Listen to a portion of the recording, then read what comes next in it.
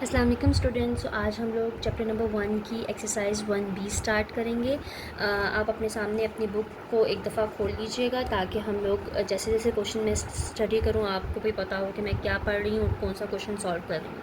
First question आपका लिखा हुआ है राउंड ऑफ। हमने राउंड ऑफ करना है और किस वैल्यू को करना है? 6, 9, 8, 3, 52 को इसको राउंड ऑफ करना है। नियरेस्ट 100 भी, नियरेस्ट 1000 भी, नियरेस्ट 10,000 भी। ठीक है, तो यहाँ पे हम पहला पार्ट लिख लेते हैं कि हमने नियरेस्ट 100 करना है, दूसरा लिख लेते हैं नियरेस्ट 1000 करना है, थर्ड हम लिख लेते हैं कि हमने नियरेस्ट 10,000 करना है इसी वैल्यू को। ठीक है, सो लेट्स स्टार्ट। पहले एक चीज़ आपको पता हो, ये हम लोग 1, 2, 3 क्लास के बच्चों को करवाते हैं। अब आप ये देखो कि फ़र्स्ट वैल्यू कौन सी होती है? Ones, second tens, 100, 1000, 10,000 and 100,000। ठीक है, तो ये आपने पहले ऊपर लिख लेना अगर ऐसा कोई पार्ट आया। बट इस तरह के बच्चों वाले सवाल जो हैं आपके पेपर्स में नहीं आते, जस्ट इट इज़ वो है रिवीजन हो रही है आपकी एक तरह से। तो हमने पहले 100 प्लेस देखनी है। 1, 10, 100 प्लेस पे जब हम 100 प्लेस के नियरेस्ट कर रहे हैं ना, तो उसके पीछे वाली वैल्यू देखो आप। ठीक है, ये वाली वैल्यू हमने देखनी है। अगर ये उसके पीछे वाली वैल्यू 5 हो या 5 से बड़ी हो तो ये अपना एक नंबर 100 वाली प्लेस को दे देता है। अगर तो वो छोटी हो तो नहीं देता और फिर आगे वाली दोनों वैल्यूज़ ज़ीरो हो जाती हैं। अगर देता भी है तब भी ज़ीरो होती हैं, नहीं भी देता तब भी ज़ीरो होती हैं। अब ये देखो, ये 5 है, 5 हो या 5 से बड़ा हो दोनों देते हैं, 5 से छोटा नहीं देता। अब ये इसको अपना एक नंबर देगा, तो ये 4, 3 से क्या बन जाएगा? 4। ये जो पीछे वाली सारी वैल्यू है ये सेम टू सेम वैसे ही रहेगी, बट ये 4 बन जाएगा और आगे वाली दोनों वैल्यूज़ ज़ीरो बन जाएंगी। ठीक है, आई होप अब क्लियर हो गया हो। जब भी 5 या 5 से बड़ी वैल्यू हो वो एक नंबर देगा और आगे दोनों ज़ीरो हो जाएंगे, बाकी पीछे सेम रहेगा। अगर नहीं भी देगा तब भी ये दोनों ज़ीरो हो जाएंगे और यहाँ पे फिर खाली 3 ही रहेगा और बाकी पीछे वाली सेम रहेगी। ठीक है, तो ये था आपका नियरेस्ट 100। अब अगर आप देखो ना नियरेस्ट 1000, तो हम इसी वैल्यू को देखो, 1, 10, 100, 1000 ये था। 1000 देखो और उसके पीछे वाली वैल्यू देखो, क्या ये 5 है या 5 से बड़ी है? नहीं है, यानी कि ये अपना एक नंबर इसको नहीं देगी। बाकी तीनों वैल्यू सेम लिखो आप, 6, 9, 8। बाकी आगे वाली तीनों वैल्यूज़ क्या हो जाएंगी? ज़ीरो होंगी। चाहे देगा तब भी ज़ीरो होंगी, नहीं भी देगा तब भी ज़ीरो होंगी, तो आगे वाली तीनों ज़ीरो हो जाएंगी। अगर हम 10,000 देखें, 10,000 9 है, 9 से पीछे वाली 1000 वाली प्लेस 5 से बड़ी है, 8 है, तो ये अपना एक नंबर इसको दे देगी। ठीक है, तो 9 क्या बन जाएगा? 10। अब हम 10 पूरा नहीं लिख सकते, 10 का ज़ीरो लिखेंगे और 1 कैरी जो है वो पीछे चला जाएगा 6 पे, तो 6 क्या बन जाएगा? 7 बन जाएगा और आगे वाली सारी वैल्यूज़ ज़ीरो ज़ीरो हो जाएंगी। तो इसका आंसर आ जाएगा 7, 0, 0, 0, 0, 0।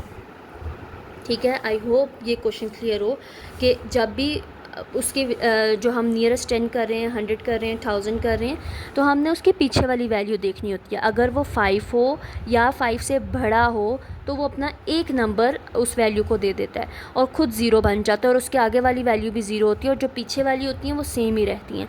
अगर वो छोटा भी है तो एक नंबर नहीं देगा, ऑटोमेटिकली वो ज़ीरो हो जाएंगे और जो नंबर वैसे के वैसे पीछे थे वो सेम टू सेम रहेंगे। तो ये तो आपका इजी क्वेश्चन था, क्वेश्चन नंबर 1। अब हम क्वेश्चन नंबर 2 पे चलते हैं। क्वेश्चन नंबर 2 में आपका लिखा हुआ है करेक्ट करना है हमने 40। क्वेश्चन नंबर 2 में यहाँ लिख देती हूँ 45.7395। इसको हमने, हमारा जो पहला पार्ट है उसमें 1 डेसिमल प्लेस में करना है।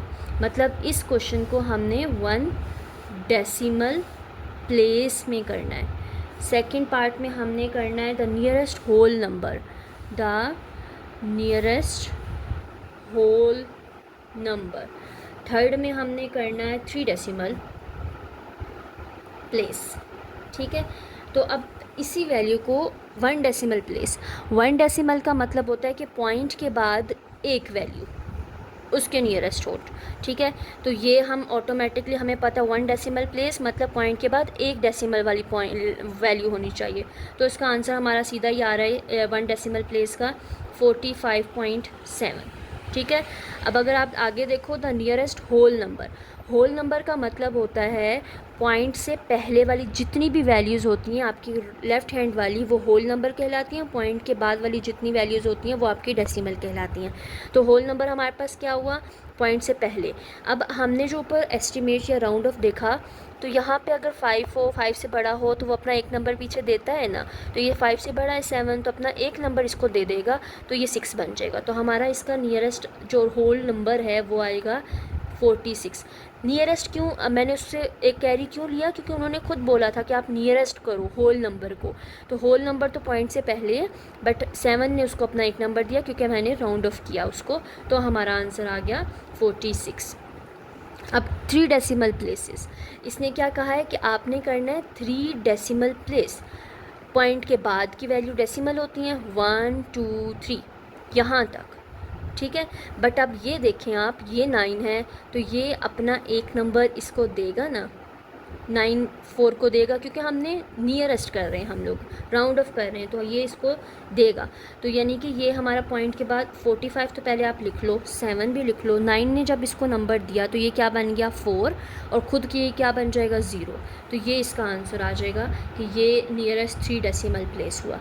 इस टाइप के क्वेश्चंस आपके फिल इन द ब्लैंक्स या एमसीक्यूज़ में आते हैं, बट आपको समझ होनी चाहिए कि डेसिमल प्लेसेस कौन सी होती हैं, नियरेस्ट होल नंबर कौन सा होता है, या डेसिमल 3 डेसिमल प्लेस पे जाएं तो क्या होगा। 3 डेसिमल प्लेस में हम गए हैं, बट उसने वहाँ पे भी राउंड ऑफ किया, ठीक है। तो ये था आपका बेसिक लेवल। अब हम मूव करते हैं क्वेश्चन नंबर 3 पे। क्वेश्चन नंबर 3 आपका क्या है, आप स्टडी करो इसको, एक दफ़ा पढ़ो। The dimension of a rectangular plot of land. पहले जो आप एक लाइन पढ़ोगे उसको साथ साथ सॉल्व करना, ताकि वो क्वेश्चन साथ साथ ही सॉल्व हो। अब हमने पढ़ा है कि एक रेक्टेंगुलर है, रेक्टेंगल कैसे, रेक्टेंगल को आप बना लो, ठीक है, ये रेक्टेंगल आ गया, सही है। उन्होंने कहा है उसकी जो लैंड है वो, एक तो रेक्टेंगल किसके इक्वल होता है, लेंथ मल्टीप्लाई ब्रेथ की इक्वल होता है उसका एरिया अगर जो हो रेक्टेंगल का।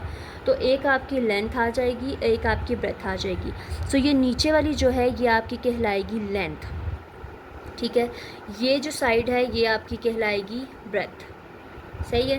तो लेंथ और ब्रेथ हमने कर ली। तो लेंथ हमारे पास यहाँ पे 2 वैल्यूज़ गिवन है, एक 53 है और एक 28 है।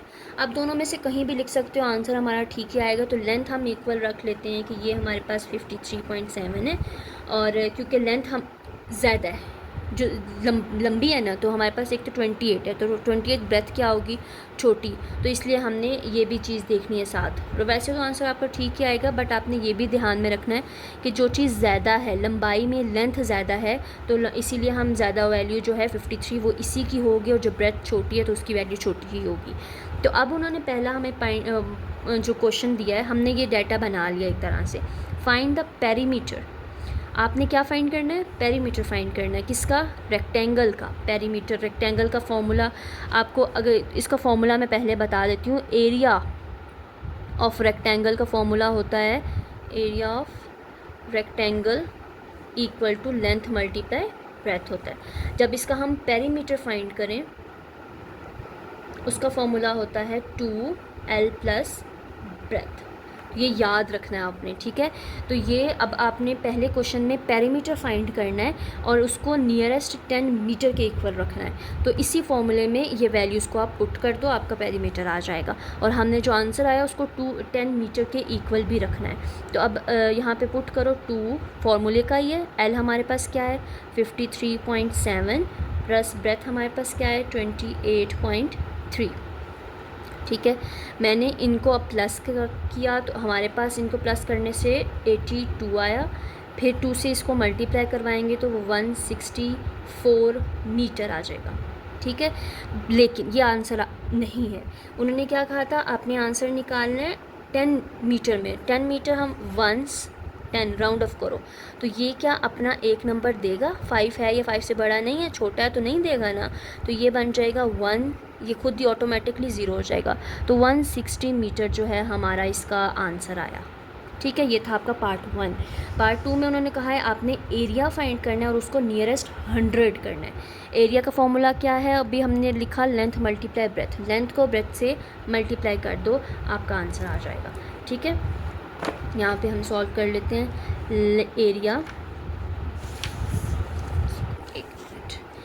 ऑफ रेक्टेंगल वो है लेंथ मल्टीप्लाई ब्रेथ के इक्वल। लेंथ हमारे पास क्या है 53.7 और ब्रेथ हमारे पास क्या है 28.3। ठीक है, इनको जब आप मल्टीप्लाई करवाओगे तो आपका आंसर आएगा 151.71 मीटर स्क्वायर।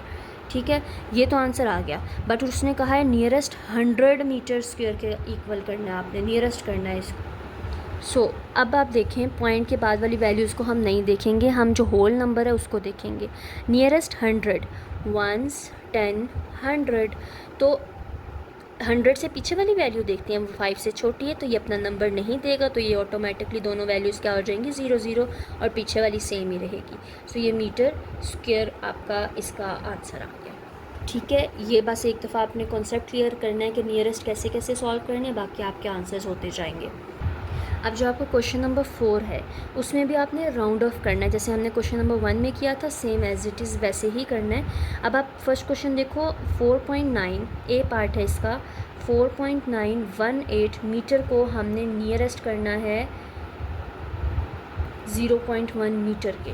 0.1 मीटर तो ऑब्वियसली हमारा इसका पॉइंट के बाद एक की वैल्यू 0.1 में क्या ही आएगा, तो हम इसको पॉइंट के बाद जस्ट 1 वैल्यू ही लिखेंगे 4.1, क्योंकि ये पीछे आगे उसकी वो है 5 से छोटा है, तो ये अपना एक नंबर नहीं ट्रांसफ़र कर सकता, राउंड ऑफ नहीं हो सकता, तो ये इसका सिंपल आंसर हमारे पास 4.9 आ रहा है।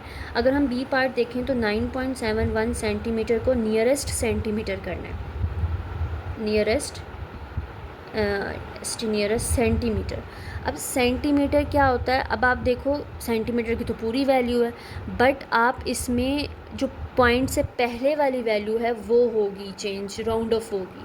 अब उसके बाद क्या है 5 से बड़ा है तो ये अपना एक नंबर इसको दे देगा, तो ये क्या बन जाएगा 10 सेंटीमीटर। हमने ये देखना है जो वैल्यू एग्जैक्ट है उसको देखना है। अगर आप पार्ट सी देखो तो $10.98 टू नियरेस्ट 10 सेंट, इसको नियरेस्ट 10 सेंट के इक्वल करना है, नियरेस्ट 10 सेंट। अब ये 10 सेंट है क्या, अब ये याद रखना है आपने, ये जो डॉलर है ना डॉलर, ये पॉइंट से पहले वाली जितनी वैल्यू वो डॉलर कहलाएगी, पॉइंट के बाद जितनी वैल्यू है वो सेंट कहलाती हैं। ठीक है, अब हमने क्या करना ये है कि हमने उन्होंने नियरेस्ट 10 सेंट के इक्वल कहा है, 1s 10 करो, तो अब अगर हम सिर्फ दो वैल्यूज़ देखें 10 1 और 10 यहाँ से स्टार्ट करें हम, तो ये जो वैल्यू है 5 से बड़ी है तो ये अपना एक नंबर इसको दे देगी, तो ये क्या बन जाएगा 10 बनेगा। तो हम 10 तो पूरा नहीं लिखते हैं, हम उसका 0 लिखते हैं और जो 1 है वो इस पे कैरी चला जाता है, तो जब इस पे 1 जाएगा तो ये 10 से क्या बन जाएगा 11.0, तो आप सिंपल इसको 11 भी लिख सकते हो, $11। ठीक है, तो ये इसका आंसर होगा। दोबारा एक्सप्लेन कर देती हूँ, जो डॉलर होता है वो पॉइंट से पहले वाली वैल्यू होती है, सेंट पॉइंट के बाद वाली वैल्यू होती है। उन्होंने कहा है नियरेस्ट 10 सेंट, हम 1s 10s यहाँ से भी कर सकते थे, बट हमने पॉइंट के बाद से 10s किया, 1 और 2 यहाँ से शुरू किया, तो अब ये 5 से बड़ा है तो 5 एक नंबर इसको देगा तो ये 10 बन जाएगा। हम डायरेक्ट 10 नहीं लिखते, हम एक नंबर पीछे दे देते हैं ताकि अगर कोई पीछे वैल्यू हो, जिससे हम कैरी देते थे प्लस माइनस में, तो इसको देगा तो हम वो बन जाएगा 11.0, तो आप डायरेक्ट 11 भी लिख सकते हो।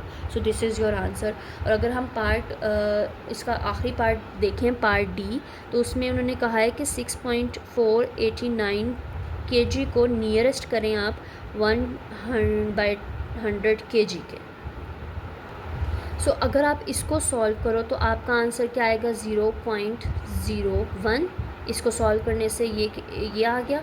अब इतने हमने उसको नज़दीक जाना है 0.01 के नज़दीक। ठीक है, तो अगर आप देखो 0.01, ठीक है, अगर आप यहाँ देख रहे हो तो इसके पीछे वाली वैल्यू 5 से बड़ी है तो ये अपना एक नंबर इसको दे देगी।